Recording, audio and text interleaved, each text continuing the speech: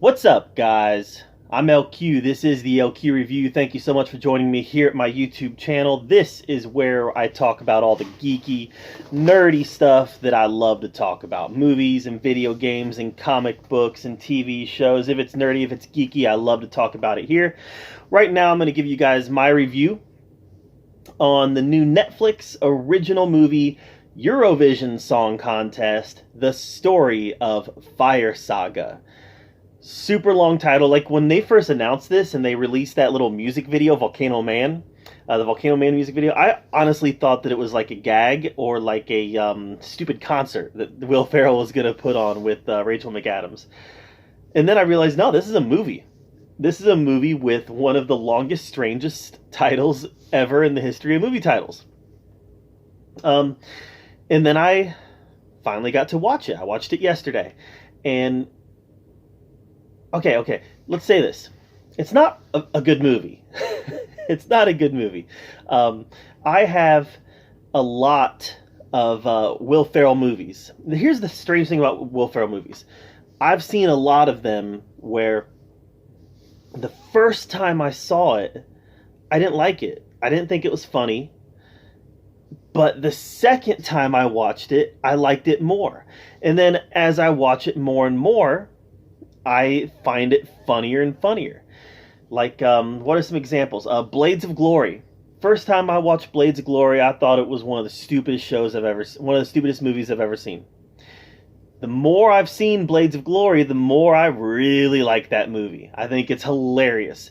Semi-Pro. First time I watched Semi-Pro, didn't like it. And then the more I watch it, the funnier it gets.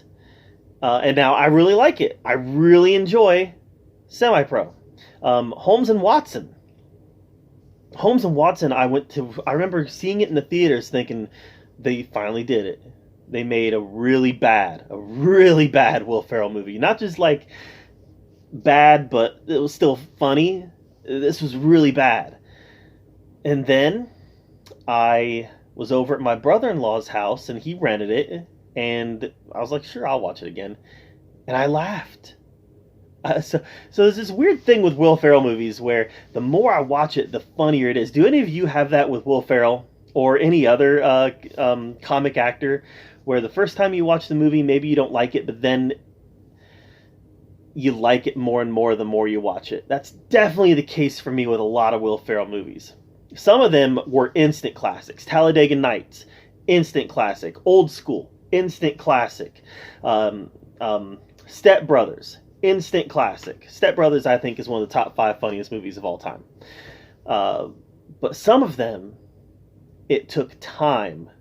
It took time for me to appreciate it. Multiple viewings for me to appreciate it. So let me say that before I really talk about Eurovision. Because I thought it was a bad movie. I thought it was a bad movie. I'm going to watch it more. I'm going to watch it more just to see if it grows on me like the other Will Ferrell movies do. Especially since Adam McKay was involved in it. What was Adam McKay? Was he a writer? Oh, I forget what Adam McKay. I know that Adam McKay was involved. But I gotta watch it some more just to see if it does grow on me as this other Will Ferrell classic. I will say this though, I laughed a lot. I did. I legit laughed a lot. It wasn't a good movie. It was not a good movie, but I laughed a lot. There's a part early in the movie where a horrible tragedy happens. Lots of people die in this horrible tragedy. And it happened by no fault of Will Ferrell and Rachel McAdams' characters, but they benefited from this horrible tragedy and their reaction to it. For some reason, I was just laughing my head off at it. The songs, not only are they funny, but a lot of the songs were catchy. Like, I found myself thinking, I would listen to that. You know, if they released a Eurovision soundtrack, I might download it and listen to it some, because some of the songs were catchy. The songs were the best part of the movie because the songs usually included performances, be it the music video type performance or be it a performance on stage during the Eurovision contest.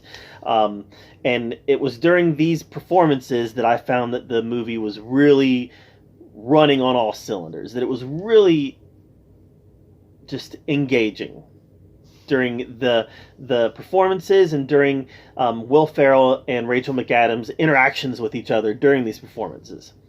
At first, I thought it was going to be a little jarring having Will Ferrell and Rachel McAdams as romantic interest because it's Will Ferrell and it's Rachel McAdams, right? But for whatever reason, you bought the relationship. It was just they both bought into the roles, so they were so dialed into their roles that you just bought the relationship.